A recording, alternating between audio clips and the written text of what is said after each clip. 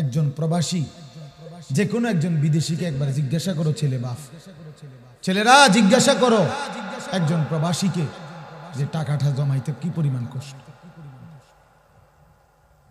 কলজাটা মাটিত লাগিয়া যায়। আমি নিজে দেখছি তো অসংখ্যবার, হজ উমরার মধ্যে কত মানুষ দেখলাম কি কষ্টে টাকা রোজগার করে, 12 ঘন্টা ডিউটি করে, 12 ঘন্টা টানা, ওইখানে কোনো ফাঁকিবাজি নেই। 12 ঘন্টা ডিউটির পরে হোটেলের নিচে, বিল্ডিং এর নিচে, আন্ডারগ্রাউন্ডে একটা রুমে 12 জন 14 জন একটা চাদর বিছাইয়া মাটিত শোয়, নিজেরা রাইন্দা খায়, নিজের জামা কাপড় নিজেরা ধোয়, একটা ট্যাবলেট। এক ছেলে একদিন আমারে কইতেছে, হুজুর আজকে 11 বছর বিদেশ করি, একটা ট্যাবলেট জীবনে কেউ কোনোদিন নাই, কদুর খুল্লা দিবে,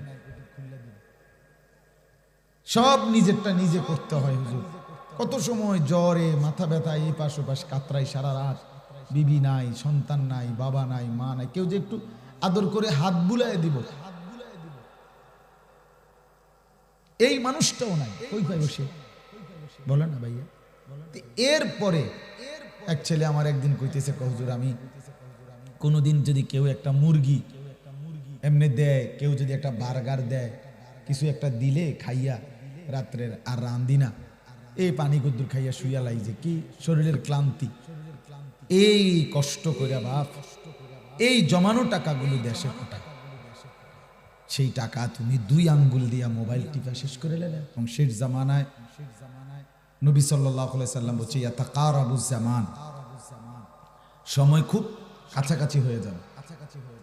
রাসূলুল্লাহ সাল্লাল্লাহু আলাইহি সাল্লাম বলছে, 1 বছর 1 মাসের মতো মনে হয়, 1 মাস 1 সপ্তাহের মতো মনে হয়, 1 সপ্তাহ 1 দিনের মতো মনে হয়।